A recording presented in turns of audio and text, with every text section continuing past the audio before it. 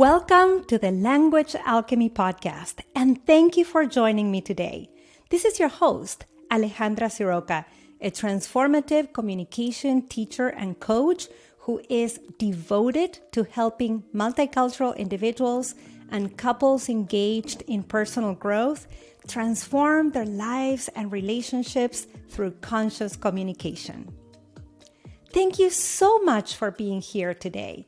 Today is a special day because this is episode 150 of the Language Alchemy Podcast. Yes, we have released 150 episodes, and that means that the Language Alchemy Podcast is turning 3 years old. It's been 3 full years of giving you transformative communication tools you could put into practice right away to help you increase your awareness about communication, to bring kindness to your self-talk, to understand your communication patterns, to express your needs with greater confidence, to tap into your feelings and growing your emotional intelligence, to explore important and delicate communication topics such as racism, sexism, homophobia, transphobia, spirituality, and of course, to communicate with the people in your life with more confidence, with more clarity, and more compassion. Wow, it's been such an honor to put all these tools out there for you for free. And it's been so delightful to receive so many emails, comments, reviews, and expression of gratitudes from you during these last 3 years. Thank you, thank you, thank you. Now, before we go into today's topic, I want to invite you to celebrate the Language Alchemy Podcast with me. I am hosting a 1-hour online party on Friday, August 23rd at 2 p.m. Pacific Time, or 5 p.m. Eastern Time, and I would love to have you there. This party is going to be online, so you can attend from anywhere in the world.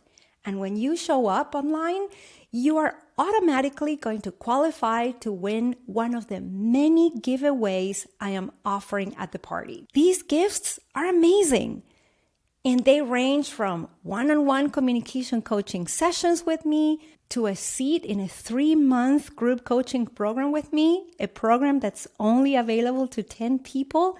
And you could also win a seat in Choosing True Connection online course, which has an $897 value. So all you have to do is go to languagealchemy.com/podcast party and sign up for the party. I'm going to say it again.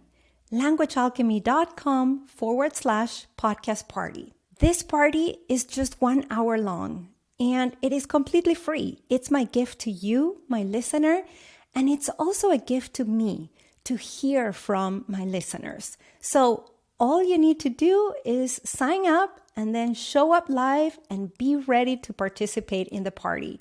I do hope you join me on August 23rd and sign up for the party at, once again, languagealchemy.com/podcast party.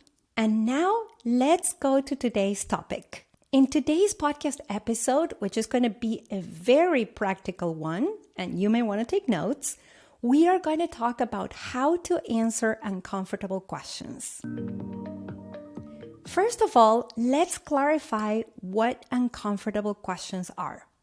Plain and simple, uncomfortable questions are questions that stimulate discomfort. And why do they stimulate discomfort? Because these questions may be received as inappropriate. Someone who wants to know something about you that feels too personal, too deep, too intimate. Let's say that you meet someone for the first time at a social event, and this person asks you, "What's your love life like?" When you hear this question, you feel ill at ease. You may say to yourself, we don't have that kind of relationship for you to ask me this kind of question. You've crossed the line here. This very quick realization elicits discomfort or awkwardness or annoyance within you. And because you don't know the person, you don't know how to answer this question. Sometimes, though, you may know the person well. In fact, this person could be your parents, your in-laws, relatives, your elders. And they may ask you seemingly neutral questions such as, are you dating anyone? Or how's the job search going? Or did you send the application to such and such a school? And because this person knows you and you have lots of feelings about the subject related to the question, or maybe because you sense disapproval or judgment, then this question elicits discomfort in you. You may feel embarrassed, shut down, annoyed, or even livid when you hear this question, because you consider the question or the person who's asking the question as being controlling or judgmental. Sometimes there could be questions that seem intrusive, nosy, none of the other person's business. And you want to get out of there as fast as possible when you hear these questions. These could be questions like, are you on a diet now that you are no longer breastfeeding your baby? Or, have you met any nice girls that you could take out on a date? Or, how much money are you making in your new job? Or, why did you come to this country? These questions may feel loaded with social biases that say that you should look a certain way as a woman in order to be considered good and valuable, or that you should be dating girls, or that you should belong to a certain economic class or a certain ethnic group. Understandably, these questions may feel uncomfortable. Finally, we could say that there's a fourth group of questions that may elicit discomfort. They could be everyday questions like, how are you? Or, did you find everything you were looking for? Or, are you going to the party? When you hear these questions, you may feel uncomfortable for multiple reasons, depending on what's going on in your life, how you are feeling in the moment, or what you assume is true about the question or about the person who's asking it. The point is that uncomfortable questions, no matter the reason, are questions that feel uncomfortable to you, the recipient of the question. And if you tend to get upset, flustered, or rattled by these questions, then keep listening, because I'm going to offer you communication tools here so that you know what to do when you receive these questions. So what can we do when we get a question that feels uncomfortable? Well, first of all, and most importantly, when you receive these questions, you need to remember that you have a choice. Yes, you have a choice to answer or to not answer these questions. You're an adult. You get to decide. And something you can do to remember this in the moment is that even though you feel uncomfortable or you may feel cornered or pressured, you need to check your surroundings. Why? Because you're safe. This question feels uncomfortable. It may elicit lack of safety, but it will not kill you. And most likely, the person who's asking you the question that feels uncomfortable and unsafe for you is not holding a weapon in their hands, but maybe they're holding a plate of food or a drink. So remember, you are safe. And when you remember that, that's when you connect to your choice to answer or not answer the question. Now, how do you know if you want to answer the question or not? To know whether you want to give a response or none at all, the most important thing you can do is to connect to yourself and to tune into what you are feeling. I teach all my communication students and coaching clients how to do this. And let me assure you that when you learn to listen to what's going on within, which just takes a few seconds with practice, you'll be able to provide an authentic and confident response. When you know what's going on with you on the inside, you are now in a grounded position to choose how you want to respond. And one option here is to respond in a way in which you say something out loud that acknowledges the question, but that doesn't answer it. This can be a very skillful choice, depending on the context and on the situation. So you may say something like, "That's an interesting question. I don't feel ready to give you a simple answer right now." Or you may say something like, "I'll have to think more about this topic." Or you may say something like, "Oh, I'm uncomfortable with that question, Mom.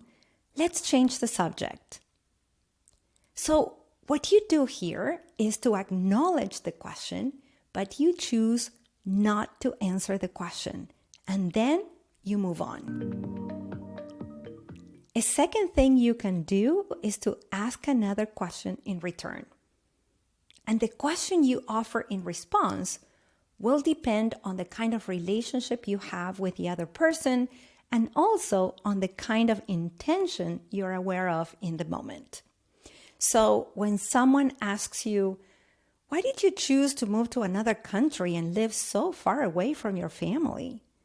Or, "Why didn't you marry someone from your same religious background?" Or, "How are you going to make money just teaching yoga?" Well, you could respond by asking a question, such as, "Why do you want to know?" Or, "Are you concerned about me?" Or, "What's important for you about asking me this question?"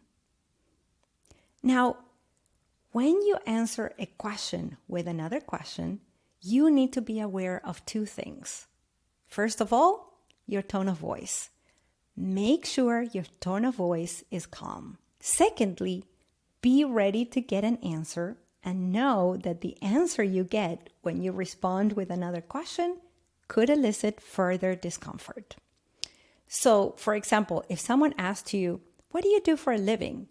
and you say, "I teach yoga," and then the person asks you, "How are you going to make money teaching yoga?" and you say, "Why do you want to know?" The answer they give you may be something like, "Well, because you're dating my cousin, and if you stay together, I want to know how you're going to support my cousin just by teaching yoga." Well, that answer might elicit way more discomfort. Now, you've heard me say before that communication depends on the context. So be aware of the context before you respond to a question with another question. Finally, something else you can do when you receive questions that feel uncomfortable to you is to give a sincere answer. To do this, you need to know the kind of relationship you have and you want to have with the person asking the question. You also need to be aware of your internal state, your feelings, your emotions. You need to be aware of your intention for answering the question. And finally, you need to be aware of the context, where this interaction is happening. Being aware of all these things is very important, or else your answer may be reactive, defensive, habitual, unconscious, in other words, unhelpful. Cultivating and having this kind of awareness is what I teach all my communication students and coaching clients. And it's something that can be learned. So you can learn this too. Once you have that awareness and you decide to offer a sincere response, can offer a deep sense of connection with the other person. Let me give you an example. I had a client whose mother kept asking her when she was going to change her job and stop working in the nonprofit sector in order to have a more lucrative position in the corporate environment. Well, my client spent years trying to avoid this question. When she came to me and we worked together on developing self-confidence, clarity, and compassion in her communication, she was finally able to offer her mother a sincere answer. And her answer was something like this. Every time I come visit you, you ask me the same question. It's a question I don't like at all. I don't feel trusted by you. And that's hard for me. I know you want financial stability for me. I know you worry about me. And you know, Mom, financial stability is important for me too. And I do have it. I'm able to cover my essential needs, my rent, and even take care of vacation every year. I'm able to travel and come visit you. And you know what? That's enough for me. Working in the nonprofit sector gives me meaning, which for me is more important than making more money. You and Dad raised me to make a change in the world, and with my job, I am making a change in the world. I feel satisfied, and I would love for you to get to a place where my satisfaction is something you can be okay with. Well, when her mother heard this sincere answer, her mom said, "You will always be my little girl, and I don't really know how not to worry about you. But it's great you love doing what you're doing." In time, though, my client's mother stopped asking my client this question, which reduced friction between them. This sincere response helped my client and their mother feel closer to one another. So see, my client could do it. She learned to answer uncomfortable questions with authenticity, clarity, confidence, and compassion. So when you get answers that elicit discomfort in you, you can also learn to respond in these ways. And now let's recap what you've heard in this episode. Today we talked about how to deal with uncomfortable questions. First, we talked about why these questions are uncomfortable. And then I give you several tools to face and even answer these questions with authenticity, confidence, clarity, and compassion. So much for listening, and I sincerely hope you accept my invitation to the Language Alchemy Podcast party on August 23rd.